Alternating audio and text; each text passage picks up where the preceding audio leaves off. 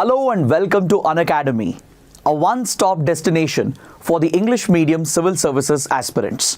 A very good morning and welcome to the daily Hindu news analysis. So let's begin our discussion by first looking at the topics that we are going to discuss. If you look at the front page, hello and welcome to Unacademy, you can see the 7 topics that I have chosen from the international edition of the Hindu. We have 3 important articles relevant for the mains examination and 4 smaller articles that are important for the prelims examination. So let's cover the newspaper comprehensively so that you don't have to go back and read the paper again. If you guys are benefiting from the daily Hindu analysis, do comment below, press the like button and share these videos with other aspirants as well. Now before we start, please note that our Conquer Prelims crash course has started.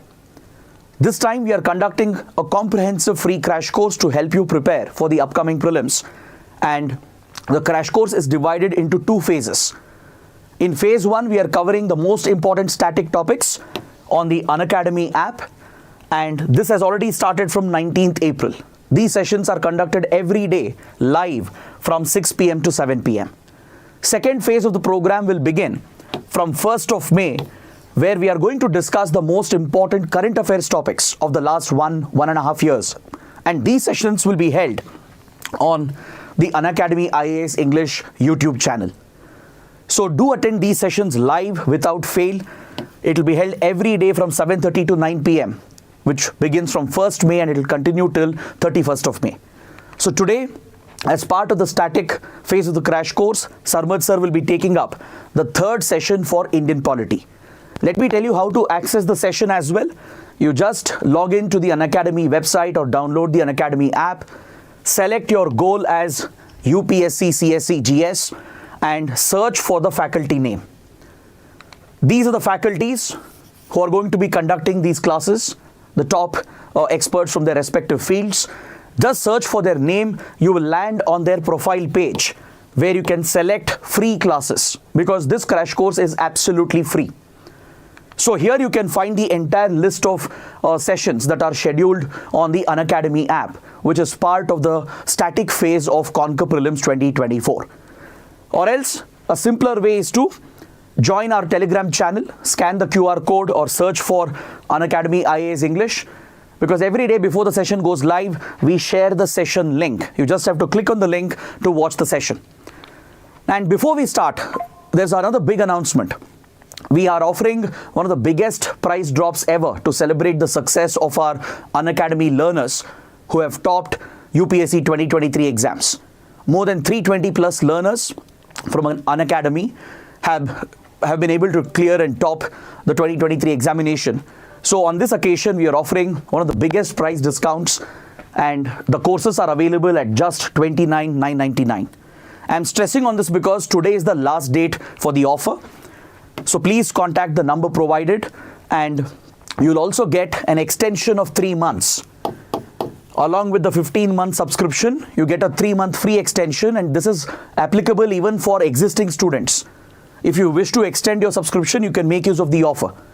So new batches in English, Hindi, bilingual are starting very soon, plus optional classes are also starting.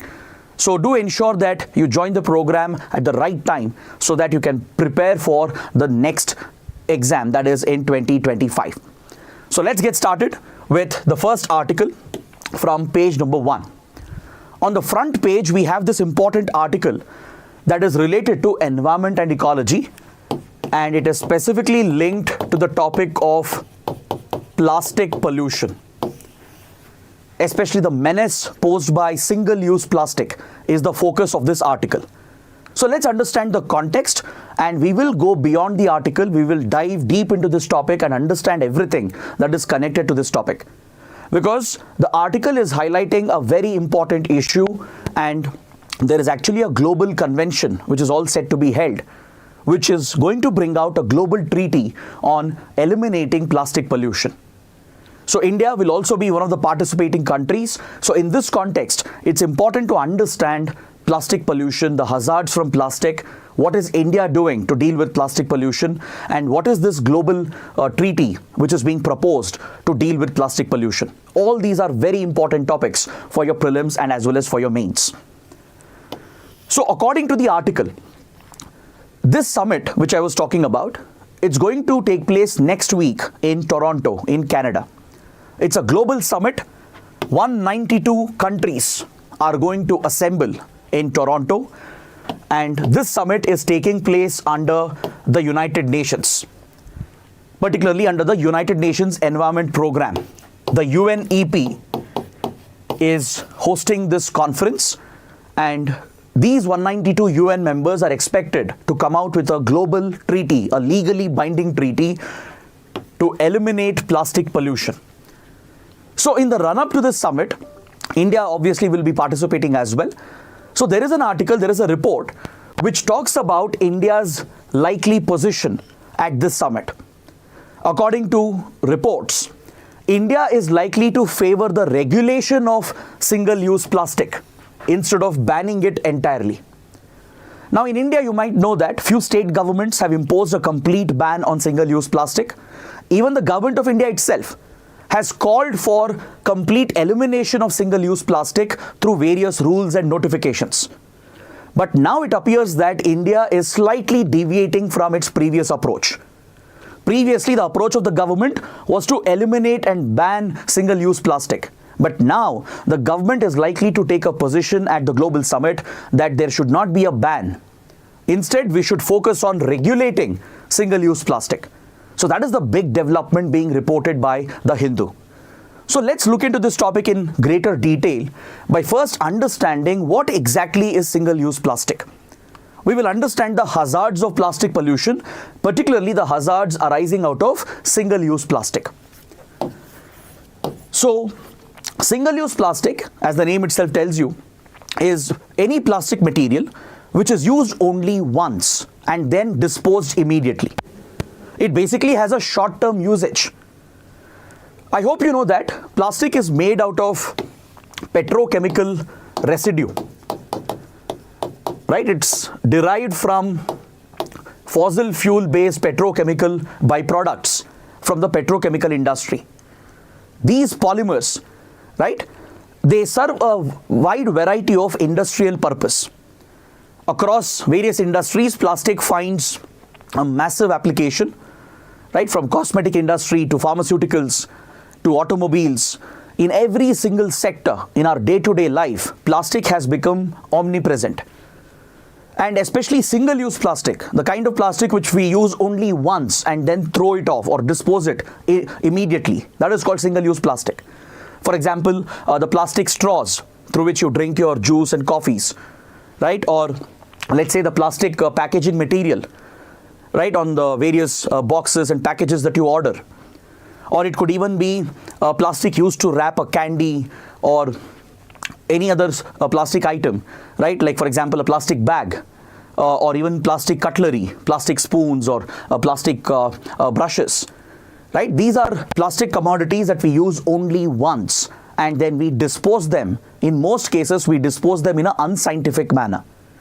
The problem is single-use plastic, it's very hard to collect. It's very hard to scientifically manage this waste. So these petrochemical polymers, they have a very long shelf life. They are not biodegradable. They remain in the environment for hundreds of years, even thousands of years. And as a result, they can leach toxins into the environment. It is a serious hazard for the environment, for biodiversity, for humans as well. Plastic can break down due to the natural elements, due to rain, sunlight, the effect of water. Right? Over a period of time, single-use plastic will break down into minute constituents, which we call as microplastics. It will significantly contribute to increasing presence of microplastics, which has already become a huge environmental threat and a health hazard.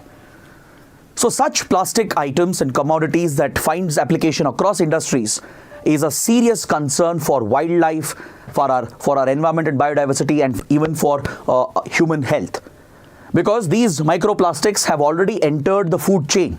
They tend to accumulate through the food chain, and it leads to very disastrous health consequences.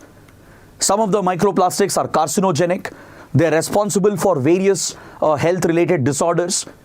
Microplastics, they tend to accumulate in the seas and the oceans, and it poses a significant threat to marine organisms and marine ecosystems. So that is the reason why countries are striving towards eliminating plastic, particularly single-use plastic. So I've added an infographic over here which summarizes whatever we discussed right now. The key points are provided here. Please make a note of this. You can get a prelims question based on this. Point number 1, plastics are primarily made from fossil fuels. It's a byproduct of petrochemical industry. The manufacturing process of plastic has a huge carbon footprint because obviously it's derived from fossil fuels.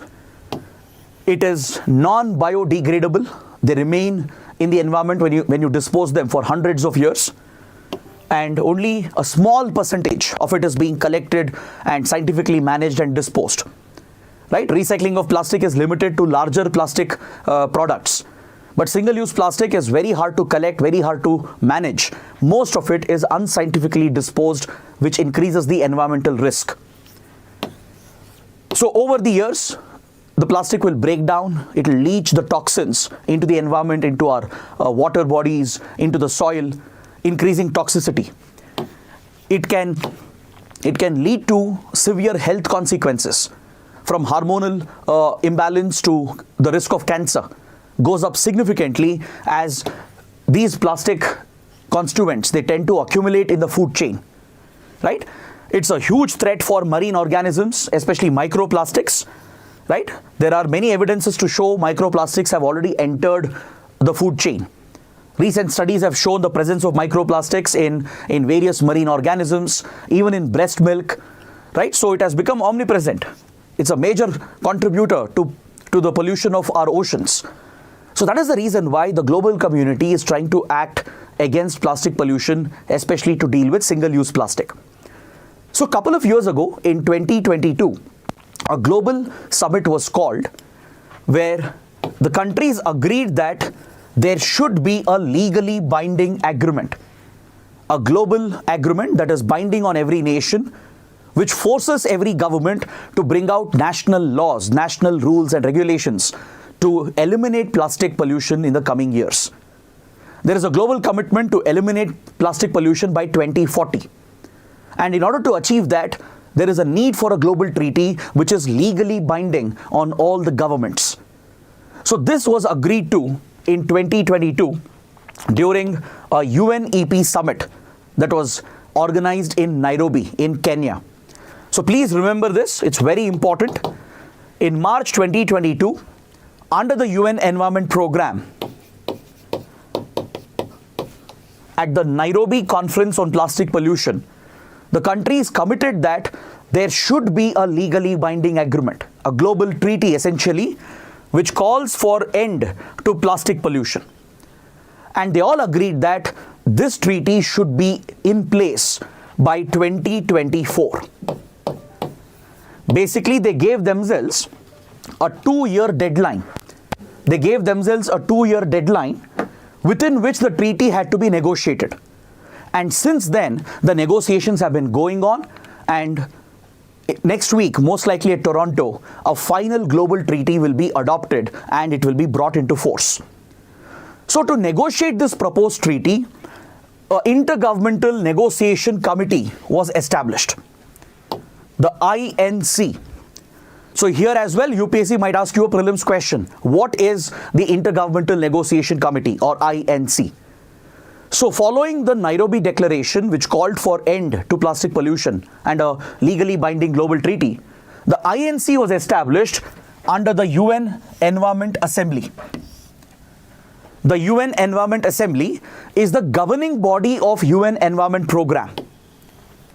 These are very important facts for your prelims. You can get straightforward questions from here. So under the aegis of UN Environment Assembly, which is the governing body of UNEP, the INC or Intergovernmental Negotiation Committee was established, and it has already met 3 times in the last 2 years. So 3 conferences have already taken place, and a lot of progress has been achieved towards drafting the final global treaty on plastic pollution. The first conference was held in Uruguay at the Punta del Este Convention and Exhibition Center, right? Then the second conference of INC, the conference of parties to INC, was held in Paris, and the third one was held in Nairobi in Kenya recently in November 2023. So as part of this ongoing process, the Toronto conference, which is going to be held next week, right, it will bring more than 190 UN members together, and it might lead to the adoption of the global treaty on plastic pollution. So you can imagine how big this development is. In the field of environment, it's going to be one of the biggest global actions. So that is why the topic is very, very important for both prelims and mains. So now, let's understand another related global convention which formed the basis for this proposed global treaty. We have something called the Basil Convention that deals with transboundary movement of hazardous waste. Is that clear? This was brought into force in the year 1992, almost 3 decades ago, right? The Basil Convention was brought out for signature. It was ratified by more than 190 UN members. Almost 191 UN states have signed and ratified it, and it came into force in 1992. So this global convention, which was negotiated and signed in Basel, it basically deals with the transboundary movement of hazardous waste. So it includes all types of hazardous waste. Any waste which is dangerous to the environment, which poses a risk to human health, to our biodiversity, is classified as hazardous waste under the convention. It includes plastic waste, toxic heavy metals. It also includes biohazard and other chemical agents which are hazardous, including radioactive substances. So this convention basically ensures that the transboundary movement, that is the dumping of waste from one country to another, is tackled. It is prevented. Because usually there is a trend, a very disturbing trend, that hazardous waste, right, it is often dumped from developed countries on the least developed countries. Now let's say, for example, a country like US or a European country, which are developed economies, they produce a lot of hazardous waste. Now what they do is, to protect their environment, to ensure that the hazardous waste is not a threat for their environment, they will dump the plastic waste or any other hazardous waste on developing countries and underdeveloped countries. So this transboundary movement of hazardous waste is dangerous. During the movement itself, there could be leakage of the hazardous substance threatening the environment, or it places an unfair burden on underdeveloped countries and developing countries, and it increases the environmental risk and health risk for these countries, whereas the developed countries which contributed to the waste, they will get away with the responsibility for it. So that is why the Basel Convention was brought out in 1992. Now recently, under Basel Convention, a separate provision was added to deal with plastic pollution. In 2019, during the Conference of Parties to Basel Convention, plastic waste was separately added. So under the Basel Convention norms, a call was given for the global community to focus on plastic waste management and ensure that developed countries don't dump their plastic waste and hazardous waste on developing underdeveloped countries.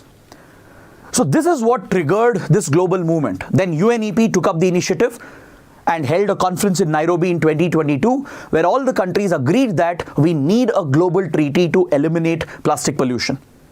They set a target that within 2 years, by 2024, that is this year, they set a target that we will have a global treaty which will be legally binding on all the governments, which pushes our fight against plastic pollution.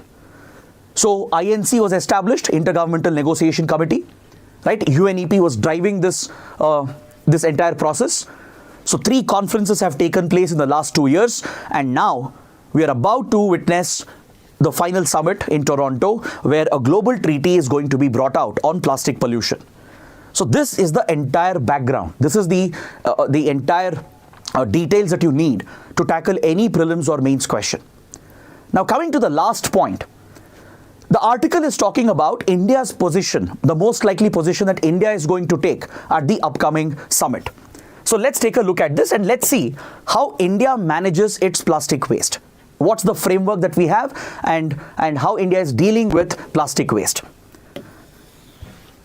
See, we have the plastic waste management rules that was brought out in 2016 by the Ministry of Environment, Forest and Climate Change. The Environment Ministry is obviously the nodal ministry to deal with such hazardous waste, whichever poses a threat to the environment. So it has brought out the plastic waste management rules in 2016 itself. And recently these rules were amended. In 2022, these rules were amended and the concept of EPR has been introduced, Extended Producer Responsibility. In fact, UPSC has already asked a prelims question on the concept of EPR. If you look at various waste management rules in India, be it electronic waste management rules, solid waste management rules, they all focus on this concept called EPR, Extended Producer Responsibility. This concept was brought into the field of plastic pollution as well. It basically means that the one who is producing that hazardous substance will be responsible for the entire life cycle of that product. Let's say we are talking about electronic waste, which is hazardous to the environment. The e-waste management rules of India says that the ones who are producing the electronic components, appliances, they have to create a waste management cycle. They have to take the initiative and ownership of establishing the entire life cycle of managing that product. Consumers will buy it, they'll use the product, and eventually they'll dispose it. So the producer has to ensure that there is a scientific collection mechanism available. So when consumers want to dispose the product, they should know where to dispose the product scientifically.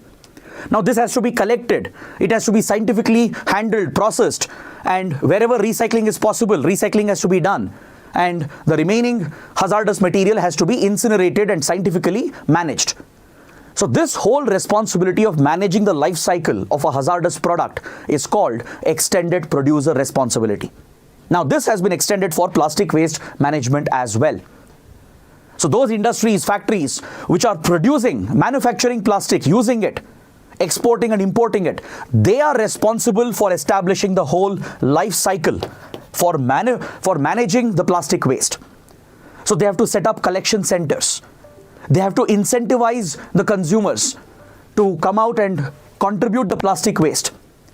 Right? They have to spread awareness amongst the people as well to encourage them to come out and contribute the plastic waste. Then they have to scientifically process, recycle and manage the entire hazardous waste material. So that is the essence of India's plastic waste management rules. It places obligations on the industries. It places obligations on the Pollution Control Board, the Central Pollution Control Board and the State Pollution Control Boards. It places obligations on various authorities at the central and state level to enforce these rules. So recently, India took a big step when it came to single-use plastic. In fact, Prime Minister Modi personally led a campaign calling for a ban on single-use plastic. India's approach was elimination. Some of you might remember that PM Modi gave a call as well to eliminate single-use plastic. So accordingly, several state governments in India have entirely banned the production and usage of single-use plastic. Even the new rules, the 2022 amended rules of plastic waste management, it identifies 19 categories of single-use plastic which has been banned by the Environment Ministry. So until now, India's approach was to eliminate single-use plastic, to ban the production and usage of single-use plastic. So these amended rules, which was brought out in 2022, it applied for the production of single-use plastic, the usage of single-use plastic, and even for export and import of single-use plastic. So all those entities involved in these processes, they have the responsibility to ensure that we eliminate single-use plastic. Few states have tried implementing this as well. But however, there has been a lack of enforcement.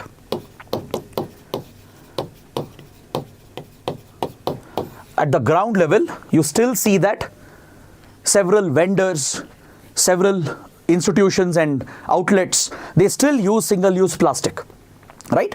Because there is no other viable alternative as such, right?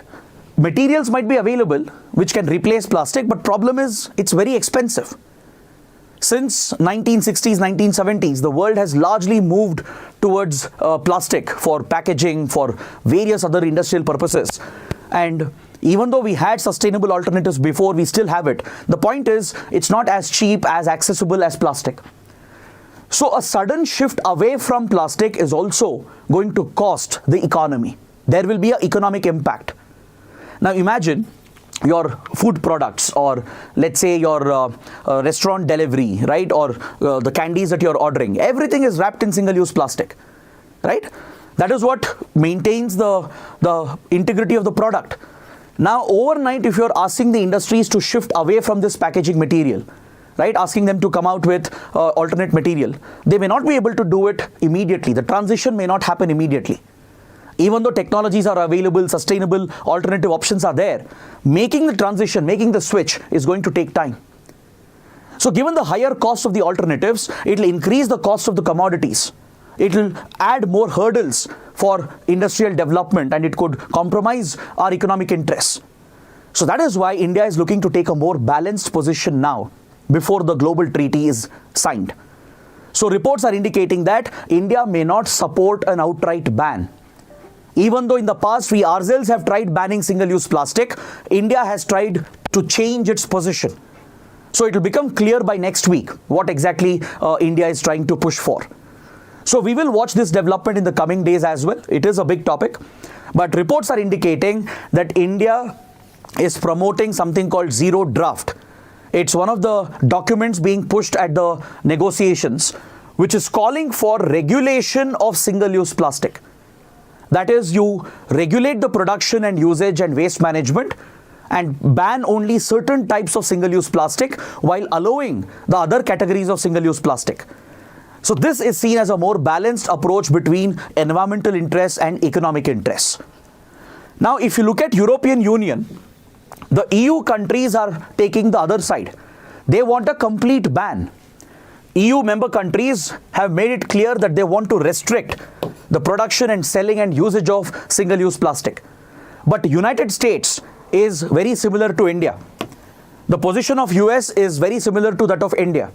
Even the US is against a sudden ban. It wants regulation. It is against the outright immediate stoppage of plastic production and usage, right? So India and US appear to have a similar position, whereas EU countries are pushing for a restriction and a complete ban on production and usage of single-use plastic. So let's wait for a few more days. We will have a final update regarding the treaty. Let's see whether the global community is able to bring out a treaty on plastic pollution. And let's see whether it will ban or restrict or regulate single-use plastics. So now, let's look at the next article, the second article from page number 8, and it deals with the impact of high sugar food. This topic has been hitting the headlines not just in India but around the world, because several processed food commodities today, they have very high levels of sugar, right? In fact, the concern is with 3 types of ingredients which are widely used in the food processing industry. High fat, HF, which is a reference to trans fat. Salt and sugar. The reason why most of the processed food items taste better is because of HFSS. Be it your chips, your snacks that you all eat and you munch on, right? They either have high trans fat content or high sodium content or very high sugar content.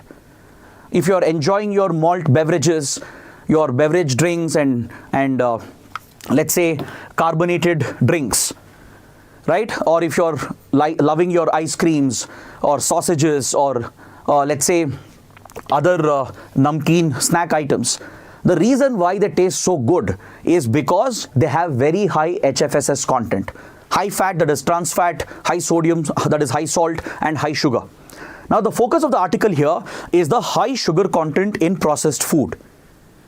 Because see, when these contents are very high in processed food items and when you consume them regularly, it tends to have a detrimental impact on human health. They are responsible for obesity, diabetes, cardiovascular diseases, and a variety of lifestyle-related problems. It is directly responsible for various diseases, and it even adds to mortality, right? So the focus here is about the high sugar content in processed food, and particularly the trend of few companies to sell malt drinks and other beverages as healthy drinks. There are many companies which claim that they have very low sugar content in their drinks or in their snacks or in their products, and they try to brand it, right, as a healthy product, as a healthy item through clever packaging, right, and misleading marketing and advertisements. They try to promote unhealthy food as healthy food. This has become quite the norm across the food industry, not just in India but around the world. So of late, there have been few influencers, activists, and NGOs who are trying to expose this. In India, you have a popular influencer, Food Farmer, right, who has brought a lot of spotlight on all these companies, from Nestle to Chethan, Maggi, right? They expose the high salt, high sugar, high trans fat content, right? Even though it's printed right on the packaging label. Most of us don't read that. Most of us don't pay attention to it, right? Because the packaging and the overall marketing is very misleading, right? By adding, let's say, green color on the packaging, they try to promote it as a healthy product, right? Or they claim that it has natural ingredients, or they claim it has low sugar content. But in reality, they tend to have very hazardous levels of these substances, which is harmful for your health. So recently, there was a huge expose on Nestle and also on one of the popular malt drinks in India, that is Bonvita. I'm sure all of us have used Bonvita. We love Bonvita from our childhood days. But it has raised a serious concern recently. It has attracted the attention of the government of India. Right? The regulator, FSSAI, has paid attention to the concerns surrounding all these food products. With regard to Nestle, the problem is with baby food, the formula milk and baby cereal, right, which is provided to infants. It has been recorded that it has very high level of sugar content beyond the permissible levels for infants. Similarly, with Bonvita, which is a malt-based drink, which is branded and marketed as a healthy drink, it has been shown to have very high sugar content. So this is what raises concerns, and it has drawn the attention of the government of India and the FSSAI. So that's why the article has been published by the Hindu. Now, the government is trying to warn these companies that you can't brand unhealthy food products and drinks as healthy drinks. You can't promote misleading advertisements, right? You can't mislead the consumer. So these guidelines are being brought out by the government. We already have a set of guidelines regarding this. So let's take a look at further details related to this topic. Now let's understand first the problem with these high sugar drinks and high sugar food items. What's the problem associated with it, and what is the extent of sugar content present in such commodities? Now the article is specifically referring to the Bonvita incident, right? There has been a lot of spotlight on products like Bonvita and other so-called healthy malt-based drinks. Now if you look at what the company has said, right, they themselves publish this data on the food packaging. They publish the nutritional information, which is a legal mandate. According to FSSAI Act, right, the Food Safety and Security Authority of India has mandated a certain standard when it comes to labeling the food item and publishing the nutritional information clearly on the package. So behind every food packet, you see that there is a nutritional table, right? Per 100 grams of serving, this is the calories that you will be consuming, and they give a breakdown of carbohydrates, sugar, sodium, right, and any other additives that have been added. The ingredient list is also provided. So this is a mandate. It's mandated by FSSAI as per FSSAI Act.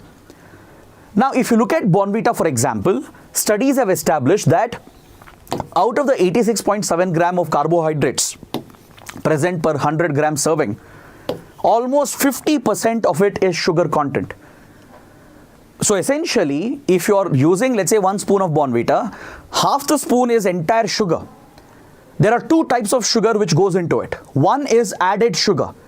Sugar which is deliberately added to make it sweeter and tastier, right? And the second type of sugar is introduced by the process of malting. Malting it was developed mainly to produce whiskies initially, right? It's a type of whiskey production and distillation process. Now that process has been employed for so-called healthy drinks and beverages. Essentially, they take a type of cereal, they germinate the cereal.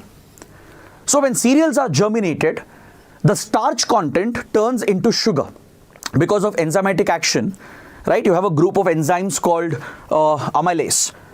It essentially converts the starch in the grains, in the cereals, to sugar. Now they take the germinated cereal grains and they roast it. They dry and roast it. So when this is done, right, the sugar gets converted into higher forms of sugar, right, which is called as maltose. It's basically a caramelized version of the sugar content. And this gives it a more nuttier, creamier taste, and it makes it taste much more sweeter. So this is also sugar content. The production of maltose and the addition of maltodextrin along with liquid glucose and sucrose, right, makes it very, very rich in sugar content. So these are the problematic ingredients in most of our sugary drinks and sugary food items. The same problem exists with salty items as well. Is that clear? Many food products have very high sodium levels, very high salt content. According to WHO, you should not consume ideally more than 5 grams of salt, right? But most food items, they will have very high levels of salt. We might end up consuming a good 15-20 grams, 3-4 times than what WHO is recommending. The same is happening with sugar. WHO has a recommendation for sugar level as well, the amount of sugar you should be consuming. But because of dependency on processed food, which contains high sugar level, our sugar intake has gone up significantly, right? This is a global problem. It's a global menace. So now understanding these basic details is also relevant because UPSC might ask a question. It has asked such questions in the past. So understanding the ingredients of these food items, the constituents, the problematic constituents is very essential.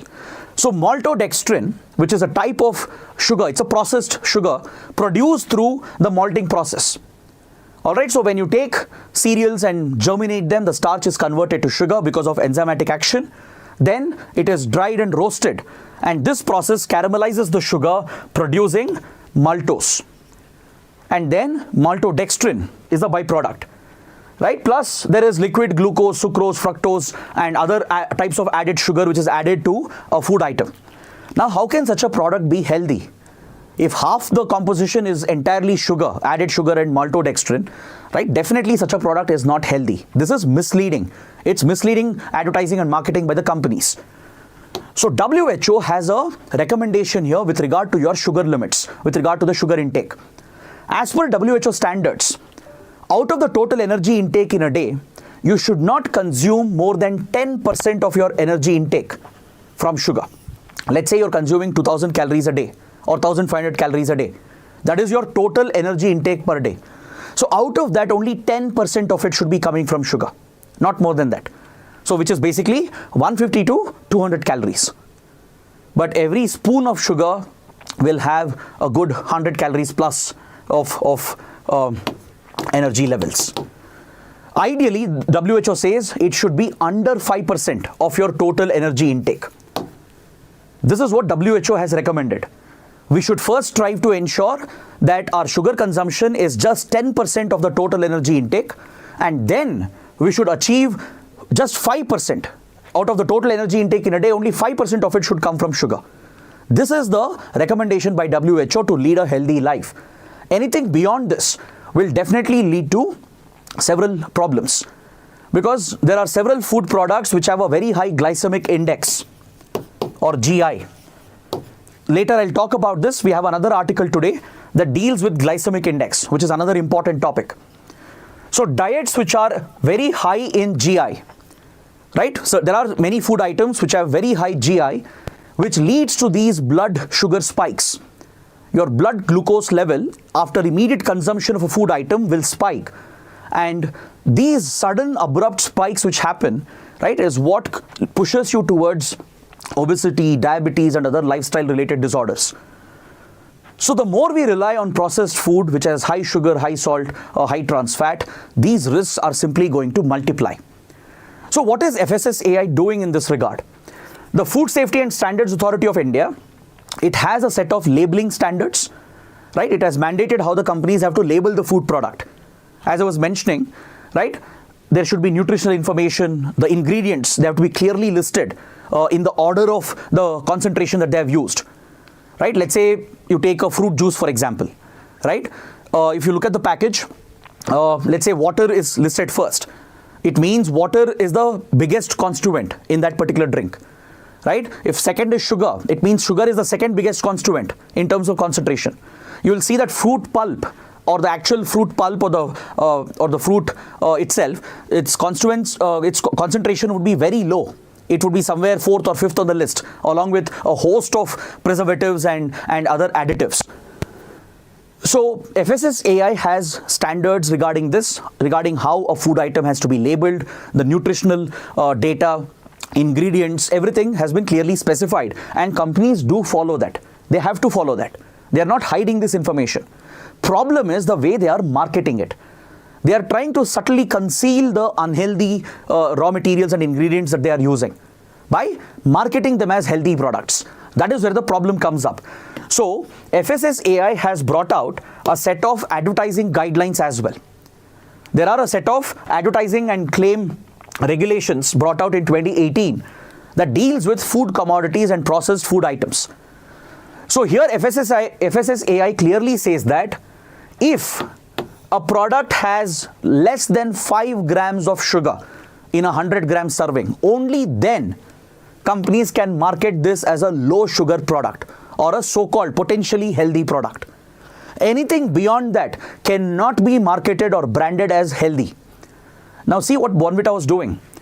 Almost 50% of it was sugar, and yet it is being branded, marketed as a healthy drink. FSSAI limit is just 5% in a 100-gram serving. Only if sugar content is under 5 grams out of total 100 grams of serving, only then it is considered as low sugar. Only such products can be said that they are potentially healthy. You can't claim that it is healthy. You can say it's potentially healthy.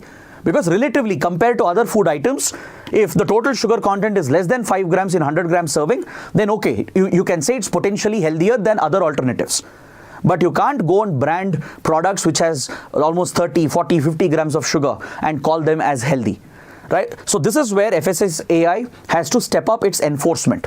The guidelines are there, but problem is in enforcement. So the controversy has acquired a more serious proportion because a global scandal has broken out regarding Nestle's baby food. Nestle is a massive global corporation, right? It operates in almost every country. Its baby formula and its baby food is widely popular around the world. It's offered as an alternative to breast milk, right? Even baby cereal, right? It has become a part of daily diet of infants. And the shocking revelation is that, which was brought out by a Swiss NGO, is that it has very high sugar levels, beyond what is permissible for infants. And these companies also have double standards. When they operate in developed countries, there they try to follow the standards because they know that they'll be punished. For example, in European market, the EU is very strict about these guidelines and regulations. So there, if you look at, let's say, Nestle baby food in Europe, sugar levels are very low and almost in line with EU and WHO standards.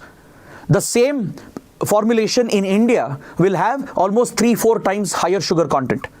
In other poor countries, in African countries, the same Nestle product has almost 5 to 8 times higher sugar content. Now, this is very dangerous for infants because the pancreas of a baby is not developed enough to handle the high sugar content. This could put unnecessary stress on the pancreatic system and thus leading to excess insulin production. It could lead to GI spikes, glycemic spikes or blood glucose spikes, which puts strain on the liver as well, right? It can lead to diabetes. This kid which grows up on such food will be highly prone for type 2 diabetes, obesity in the future because of the stress on its pancreatic system during the developmental stage. Right? Excess insulin production, it upsets the blood glucose balancing system in the body, and even the excess sugar will get converted into triglyceride, which is a type of fat. This is what leads to fatty liver. Right? The liver gets deposited with fat, causing fatty liver, and even leads to insulin resistance as the kid grows up. So there are many cases already where younger teenagers and young adults are reporting cases of diabetes, fatty liver. Right? They don't consume alcohol, they are teetotalers, but still many of them have reported fatty liver condition, which is very dangerous. Right? And most of it has been associated with processed food, highly processed food, which has high sugar, high trans fat, and high salt content. So that is why this is a serious health concern. So now, coming to the last point, the FSSAI has set a goal, a target to reduce HFSS content in our food items. It is promoting better practices in the food industry. It is trying to enforce better regulations so that HFSS content is brought down. But one challenge here is the rating system. See, on the package itself, how a package is labeled, how it is promoted is what matters. FSSAI is right now promoting health rating stars, meaning on every processed food item there will be a star. If it has 5 stars, it means it is relatively healthy. If it has 1 star, it means it has very high HFSS content, which is not so healthy. Now, problem is a star rating system, right? It's not as effective as warning labels. Studies have shown that if there is a clear warning label on the pack itself, warning that this is the risk in very bold, big font and images, it acts as a deterrent for the consumer. Now, take cigarettes for example. Right? There are clear warning labels. Almost 60-80% of the packet is covered with warning labels, and it has a huge deterrent impact. Studies have established that. But in case of food items, the regulator is going for star rating. Nobody pays attention to star rating. How many of you actually read the ingredients and the nutritional information? Forget looking at the star rating. Right? So this is one thing that India has to change. The FSSAI could consider moving away from a healthy star rating system towards warning labels. That this food item has very high salt, very high sugar. If that is clearly mentioned, that could actually act as a deterrent, and it could encourage better consumer practices. So what is the way forward here? See, you can't just blame the industry as well, right? This is what the market wants, and that's what the industry produces. So all stakeholders have a responsibility here. The government, the food processing industry, and more importantly, consumers. Consumers need better awareness. You should know what happens when you consume such food with high HFSS content, right? You should know the consequences. You should know the limits. The recommendations is something that should be spread, and the consumer should be made aware of it. Now, who has the responsibility to do that? Your government and the industry. They both have a responsibility here to spread awareness amongst the consumer. That is step number 1. Second, the government has to come out with stricter regulations and ensure that it is strictly enforced on the industries. The industry has to be held accountable. If there are violations, there should be strict punishments, hefty penalties, right? And there should be clear guidelines regarding packaging, labeling, and the warnings that are given on the packaging itself. So this is where the government has a bigger responsibility. It has to come out with better regulations and push the industry to follow them, enforce it on the industry, and hold them accountable for their failures. Plus, together promote awareness so that consumers are aware of the risk and consequences and encourage them to move away from such unhealthy food items. So the topic itself is very important because this has become a global trend, and of late there has been a lot of spotlight on unhealthy food. So there could be a detailed question on this, maybe even an essay topic. Now coming to the third article, it's related to a grouping called Ocus. This topic is in news because the foreign minister of China has visited a Pacific island country called PNG, Papua New Guinea. Remember yesterday, we spoke about the South Pacific Islands. We were talking about Solomon Islands. So in the map, I showed you several Pacific Island countries, and one of them was PNG, Papua New Guinea. It's one of the most important and largest countries in the Pacific. And China is paying a lot of interest to the Pacific region. Right? We discussed yesterday how China has signed a security agreement with Solomon Islands.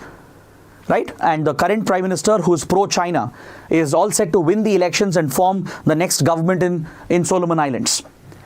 So there is already a concern across the Pacific Island region that China is stepping up its influence. Now this is seen as a threat by the rivals of China, particularly Australia, US, and its other allies. So there is this geopolitical competition going on in the Pacific, which is extended to the South Pacific as well. So one focus country here is PNG, Papua New Guinea. So China's foreign minister has visited the country.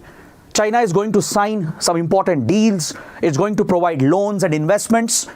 And during this visit, the Chinese foreign minister has stated that Ocus initiative is a threat to the region.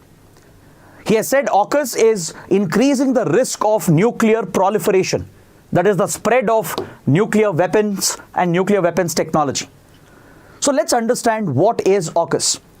What is the Chinese foreign minister referring to, and then examine the details.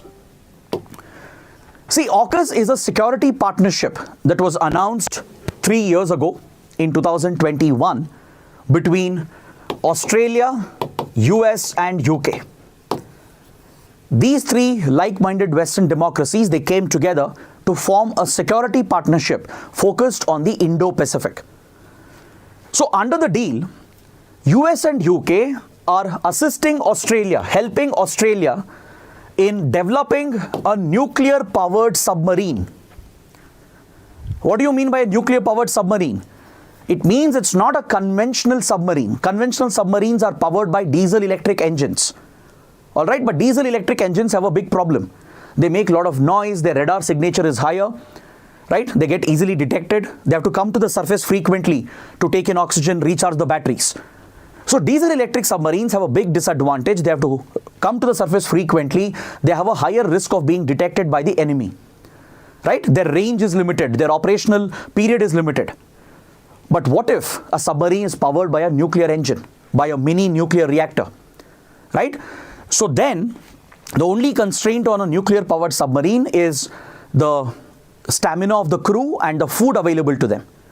If they have enough food and stamina, the submarine can remain underwater for months together.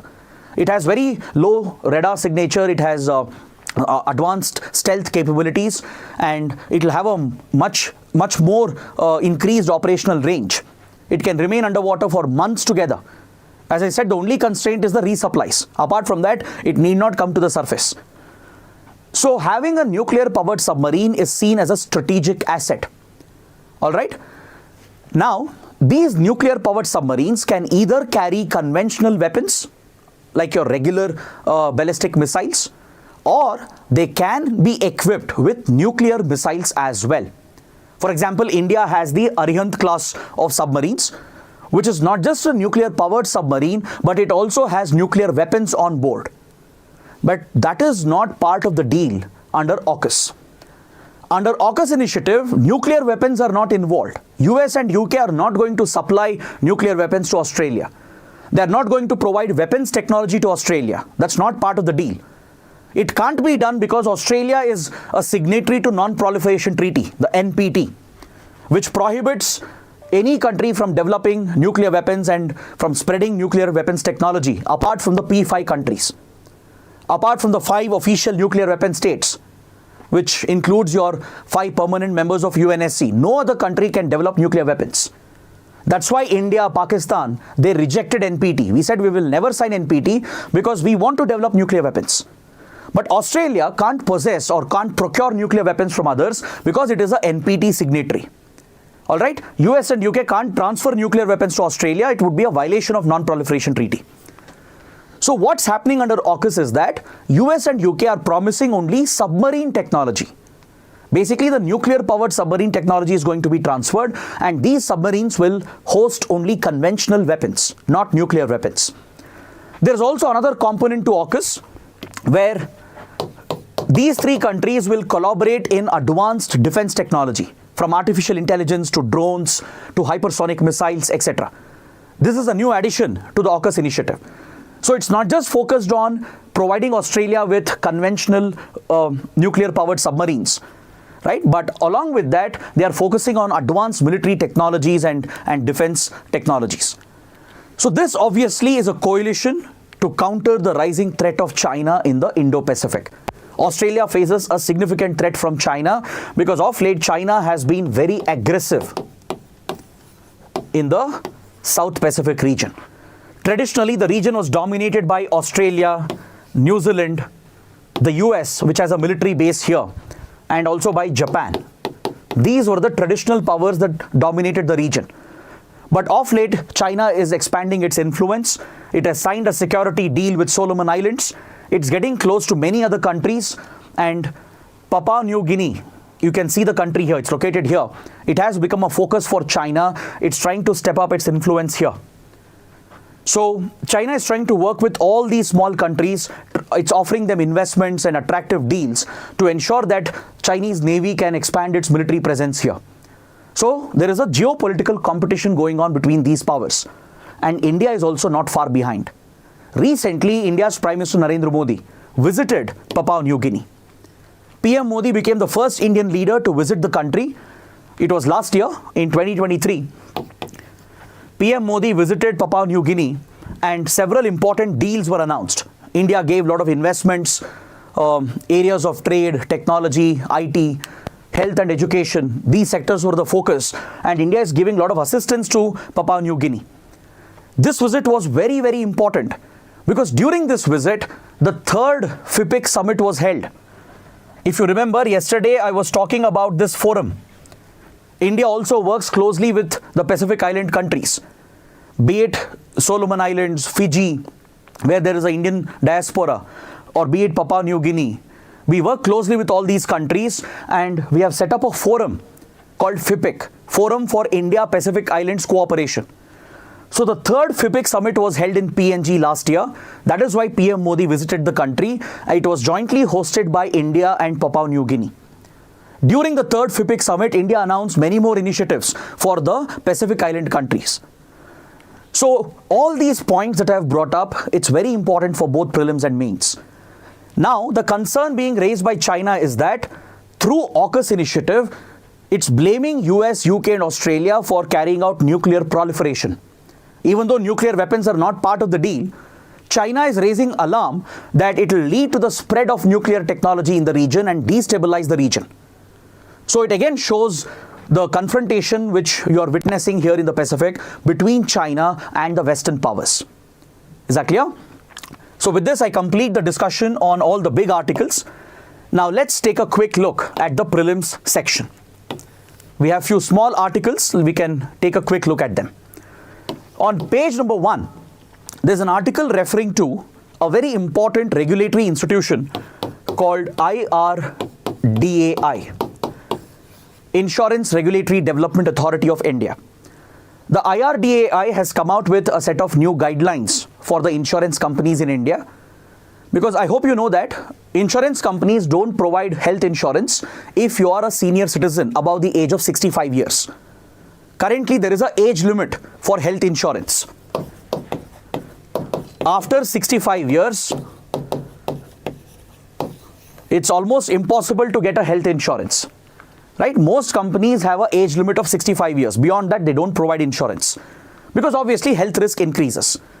But that is exactly the time when people need insurance, right? When they suffer from old age related diseases, disorders and problems, that is when they actually need the help of insurance. So to address this gap, IRDAI has stepped in. It has mandated all the insurance companies to remove the age limit. See, premium will be higher. Let them take more premium. Let the premium be higher, but at least they should offer insurance to even senior citizens who are above the age of 65 years. There are few products available. I know that there are few companies which offer insurance above 65 as well, but it's very rare. But in general, there is an age limit at 65. So IRDAI has now issued a guideline that starting from April 1st, every insurance company should have a product for senior citizens. The age limit should be removed, right? Premium will be decided as per the market standards, depending on market conditions. But there should be insurance for senior citizens above 65 years as well. That is the guideline. So what is IRDAI? The facts related to it can be important. It's an autonomous statutory body. Please write this down. It's an autonomous body, right? It's not directly controlled by any other government organ. It's autonomous in its functioning and decision making. It's a statutory body established by a law, which is the IRDA Act of 1999. It was established through the Insurance Regulatory and Development Authority Act, enacted by the Parliament in 1999. It is a 10-member body functioning under the Finance Ministry. It functions under Finance Ministry, but it is autonomous. It's not controlled by Finance Ministry. That's what is important. All right, it's headquartered in Hyderabad. Its nodal ministry is Finance Ministry, but Finance Ministry does not control IRDAI. Like SEBI, it's an autonomous body. There are 10 members here, 1 chairman, 5 full-time members who are experts in the insurance and banking sector, and 4 part-time members who are all appointed by the Government of India. The role of IRDAI is to regulate the insurance industry, to implement guidelines, regulations, to protect the interests of the consumer, to ensure that there are no scams or frauds that could destabilize the economy, right? So that is the regulatory role of IRDAI. Next, on the same page, we have a reference to an exotic invasive species which had threatened an ecosystem in Kerala. This article is referring to a type of exotic invasive species which had destroyed an ecosystem in Kerala. The reference is to a species called Acacia myrnesi. Acacia myrnesi, also called black wattle. I'll tell you what this species is, but first understand what is an exotic invasive species or an alien invasive species. See, in any ecosystem, there will be few native endemic species which are indigenous to the ecosystem, right? That is what is suited for that particular ecosystem. But from outside of that ecosystem, if a foreign species is introduced, which is alien to that ecosystem, right? And if it is invasive in nature, meaning if it can propagate very quickly, dominate the ecosystem and take over the entire ecosystem, then such outside species are called invasive alien species or exotic invasive species. So Acacia myrnesi is one such invasive exotic species. In Kerala's Idukki district, which is part of the Western Ghats, the general vegetation found there was grassland type of vegetation. These grasslands were responsible for the presence of a very good ecosystem thriving with wildlife and biodiversity, and it had a very good water retention system as well. Right? There were many streams present here in this place in Idukki, and there were water bodies present which was resulting in a thriving ecosystem, and it was sustaining the biodiversity as well. But this invasive species destroyed the grasslands. All right? Acacia myrnesi, you can see that here. It's also called black wattle. It is actually from Australia. It's not native to India. This tree species, it's a tree. It's a flowering tree. You can see here, you might have seen this in Western Ghats. If you have ever been to, let's say, Ooty or towards Munnar and Idukki, across the Shola grasslands, right, where Shola vegetation has to be present, these trees have come up. You might think it looks very good, right? It's a flowering tree. It looks very pleasant. But it is an invasive species. Trust me, it's a huge threat to our native ecosystems. It's endemic to Australia. It's come from Australia. All right. In Australia, it has a lot of application as well. It is used for tannin production. It is used as firewood by indigenous communities in Australia. But it has entered Indian ecosystems and ecosystems around the world, and it is one of the most dangerous invasive species according to the Global Invasive Species Database. It spreads very quickly, dominates the ecosystem, destroys the native plants and trees. So in Kerala, the grasslands were destroyed. As the black wattle spread, right, as the black wattle started spreading in the Western Ghats and in Shola grasslands, the traditional grasslands were destroyed and these trees took over the ecosystem. And this has affected the entire biodiversity of the ecosystem. It has affected the water bodies as well, because it has an impact on water movement in the region. It results in water loss. It alters the native biodiversity. And as a result, an entire stream had disappeared in Idukki. Since grasslands were destroyed by this species, the streams were disappearing. And as the water streams disappeared, animals, birds, and every other species dependent on it, they started disappearing. But now, thanks to the effort of the Kerala Forest Department, they have worked with the local communities, with NGOs, and they have cleared the invasive species. They have cleared the black wattle, restored the grasslands, which was native to the ecosystem, and now they have revived the stream as well. They have revived the biodiversity around it. So that is the story coming from Kerala. Next, we have an article, again from Environment Ecology, related to the olive ridley turtles. The Hindu carries several images and details about olive ridley turtles in today's newspaper. It's referring to the hatching process of olive ridley turtles near the coast of Chennai and the risk that they are facing. Right? So let's understand what are olive ridley turtles. It's another important topic for environment ecology. The olive ridley turtles are a threatened species.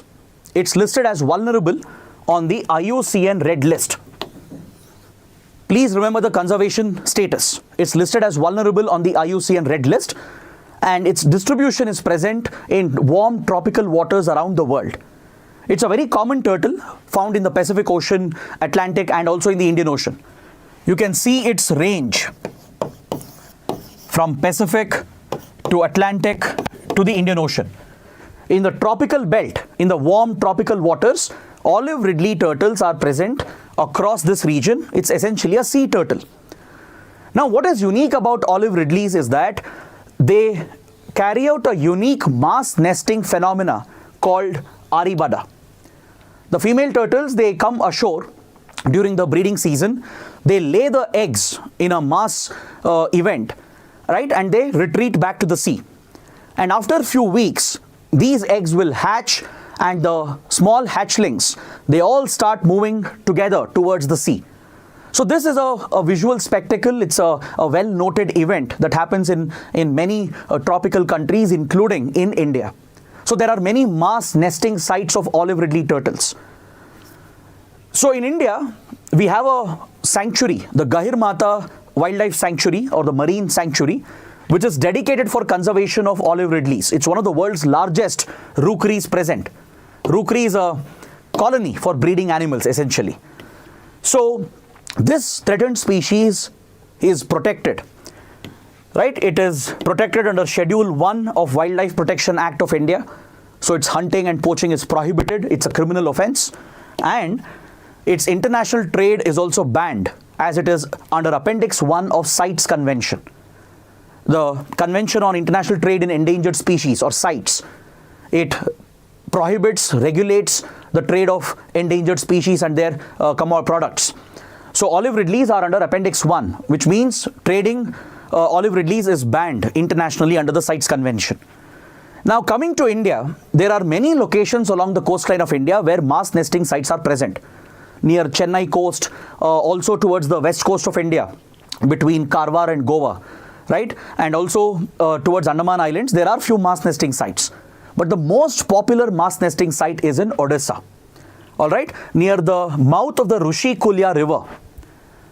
This is where we have the Gahir Mata Marine Sanctuary, which is one of the most important habitats for olive ridleys, where the mass nesting phenomena is witnessed. All right. Now, moving on to the seventh and last article for today. It talks about glycemic index. We have this article on page number 10 that highlights the concept of glycemic index, Why is it an important component of your diet? What role does it play, right, with regard to your blood glucose levels? So this concept called glycemic index was first proposed by Professor David Jenkins in 1981, right? So glycemic index basically refers to the property of a food, right, which can lead to sugar level spikes in your blood immediately after you consume that. Let's say you eat a fruit, or let's say you eat a protein-based item. Let's say you eat meat or pulses, right, or you just consume a sugary drink. So depending on what you're consuming, right, certain food commodities which have higher sugar levels, they cause an immediate spike in your blood glucose. It's essentially an outcome of the rich carbohydrate content and the sugar content. All right. So a measure of this is called glycemic index. The ability of a certain food to cause these spikes in your blood glucose level is called the glycemic index. Obviously, if you're consuming a lot of food items which frequently causes these blood sugar spikes, it will make you more vulnerable for diseases. Type 2 diabetes, cardiovascular diseases, obesity is definitely a major risk factor, and this has been established very clearly through various studies. It's a mortality factor as well. Those who consume a high GI diet, let's say you're eating only pizzas or burgers or processed food, right, which all have very high glycemic index, it keeps shooting up your blood sugar levels through the day. It even leads to a sugar crash eventually, which we call as a sugar craving. Because when there is a drop in your glycemic index, in your blood sugar level, that's when you develop a sudden urge. It's an addiction as well, right? That's why it's dangerous for babies to consume high sugar. So you can connect this with the previous topic that we studied. So glycemic index is this parameter. It's a health parameter related to your food, your diet. Every food item has a GI index, a glycemic index. It's the ability of that food, it's the property of the food to cause a spike, a sudden spike in your blood sugar level. Today, there are many health devices, wearable health devices like your watch, and there are even bands and rings available that can constantly track your GI. After every food item that you consume, you can check your GI levels and understand which food is contributing to how much level of spike. You should always have a moderate level of blood sugar level. There should not be sudden spikes and sudden crashes. This is what leads to type 2 diabetes and other health-related, lifestyle-related disorders, including cardiovascular diseases. So on this note, I would like to complete the discussion for today. So please take up the practice questions, write the answers, post them in the comments below, and I hope you have understood everything today. If you like the session, do let me know in the comments. Don't forget to press the like button. Let's see if we can get to 2000 likes today. That is it for now. Thanks for watching. We'll see you tomorrow. Have a good day.